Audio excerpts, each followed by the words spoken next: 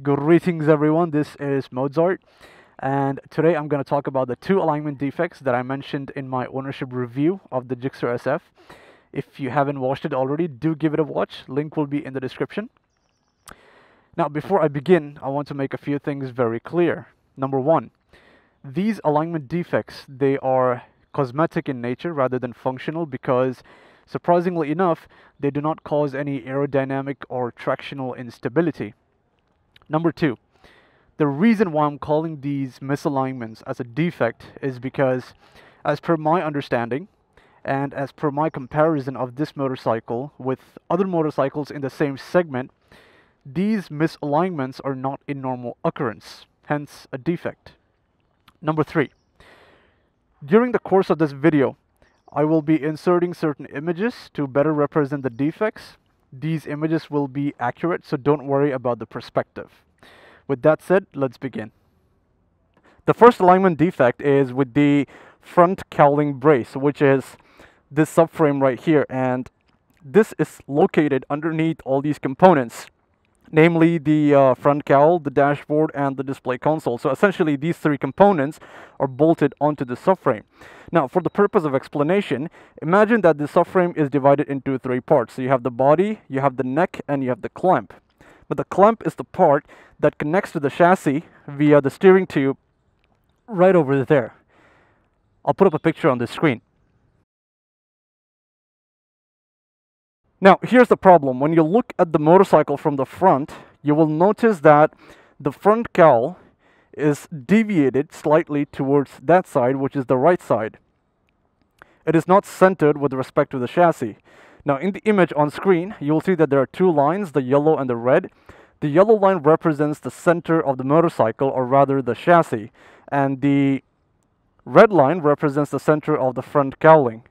And as you can guess, the front cowl is not aligned properly with the center of the chassis. Now, when you sit on the motorcycle, you will notice two additional problems. Number one, on the left side here, you will notice that there is a considerable amount of gap between the dashboard and the left upper fairing panel, as compared to the right side where there is actually no gap at all. So that's because the entire dashboard is actually deviated towards the right side. It's actually getting pulled to the right side. The second problem you'll notice is the display console is not centered either. It is actually deviated towards the right as well.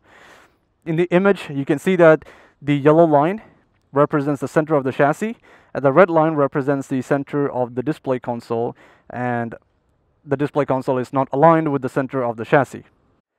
So till here, we know that the front cowling, the dashboard, and the display console, all these three components are deviated towards the right side.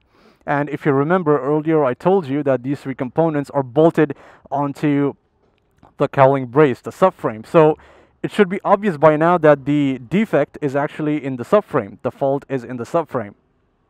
To be more specific, the fault lies right here where the neck of the frame and the clamp are welded together. Now in the image, you can see that there is a yellow line which passes through the center of the clamp, and in turn it passes through the center of the chassis, whereas the red line passes through the center of the neck of the subframe, and in turn the body of the subframe. And as you might have already guessed, that the neck is not aligned properly with the clamp.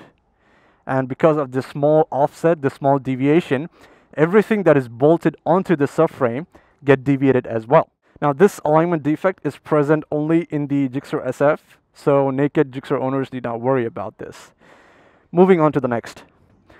Alright, so the second alignment defect is with the rear swing arm, and when you look at the rear section of the motorcycle from behind, you will notice that the swing arm is deviated towards the left side, and normally your Gixxer would have that big ass rear fender or the mid flap on the back, and when that's on, it becomes a bit difficult to identify the deviation, but once you take it off, it becomes much more clear. Now in the image, you can see that there's a yellow line which represents the center of the chassis, and the red line represents the center of the swing arm. And as you might have already guessed, the swing arm is not aligned with the center of the chassis. Now, because of the deviation of the swing arm, there is an associated problem in the drive chain. So when you look down the drive chain from behind the rear sprocket. You will notice that the chain is tracking outwards towards the rear sprocket, and that's because the rear sprocket is not in line with the front sprocket. It's actually a bit on the outside. You'll be able to see it much more clearly once you take off the chain guard like I have done here. Now in the image you can see that there is a yellow line coming straight out from the front sprocket. It also represents the plane of the front sprocket. And you can notice that the chain is gradually deviating away from the yellow line. And eventually at the rear sprocket is completely outside the plane of the front sprocket. This, I believe, is the reason why there is an inherent chain noise in all the Gixxers, irrespective of how well the chain is lubed. So Suzuki should really investigate into this. Now, as far as the cause of the deviation is concerned, I have two theories for that. And before I explain the theories, let me establish something. Now, the two arms of the swing arm, they meet towards the middle right over there, and they're welded to a perpendicular tube, as shown in the image on screen right now. Now, right over here on the chassis, there is a hole, one on either side. And you have something called a pivot shaft, which passes through both these holes along with the perpendicular tube of the swing arm. And that forms the swing arm pivot. Now, my first theory is that the two holes on the chassis, they might not be perfectly aligned with respect to each other. One of them might be slightly offset, because of which when you pass the pivot shaft, it might be slightly angulated, and that can cause the deviation. My second theory is that the perpendicular tube of the swing arm might not be perfectly perpendicular with respect to the arms. It might be slightly angulated, and that can cause the deviation as well. However, it is completely possible that the reason for this deviation might be something else entirely. But that doesn't matter, because it's not my job to figure out the reason, it's Suzuki's job. This alignment defect is present in all the Gixxers, irrespective of whether it's the SF or the Naked, right? Alright, so those were the two alignment defects, and they're not something that can be fixed at the service center level. They have to be fixed at the manufacturing level. And I tried explaining this to a so-called regional manager, who unfortunately was very uncooperative. He kept telling me that he doesn't see anything wrong with the bike, and that there is nothing he can do about it. So I told him, if he can't do anything about it, then make a report and give it to the technical team at Suzuki so that they can analyze and investigate the problem. But this manager belligerently refused to do it. That pissed me off a lot, and that forced me to make this dedicated video in order to spread awareness among the Gixxer owners, because apparently none of the Gixxer owners are aware of this. And because none of them are aware of it, nobody has complained about it. And because nobody has complained about it, Suzuki hasn't done anything to fix this. Even though I complained about it, apparently Suzuki wasn't bothered to take it seriously because only one person complained about it. So it is my humble request to all the Gixxer owners who are watching this, please inspect your Gixxer for these issues, for these misalignments, and if they are present, then please send a complaint to Suzuki through their website, so that hopefully if they receive a large number of complaints, they might do something about it. Now, I have included a direct link to their contact page in the description. When you open that link, you will see something as shown on the screen right now. Click on Service Support, then scroll down, you will see the Service Support form. Now, in the first box on the left, select Type as Assistance. In the next box on the right, select Related as Product Related. Then fill out the rest of the boxes, which are self-explanatory. And then in the comment box is where you have to type in your problem. So I've gone ahead and I've pre-made a message both for Gixxer SF owners and Naked Gixxer owners. It will be in the description. All you have to do is copy your respective message and paste it in this comment box, and then click submit. Once done, you might receive a call within 24 to 48 hours. Usually it can vary, but when they call you, they'll ask you to explain the problem. You don't have to explain them anything because they won't understand anything on the phone. Then they might suggest you to bring your motorcycle to a service center for further inspection. So whenever you're free, just take your motorcycle to a service center.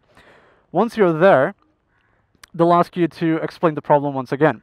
So you have two options here. You can either explain them in the way that I've done in this video, or you can explain to them very briefly using the images from this video.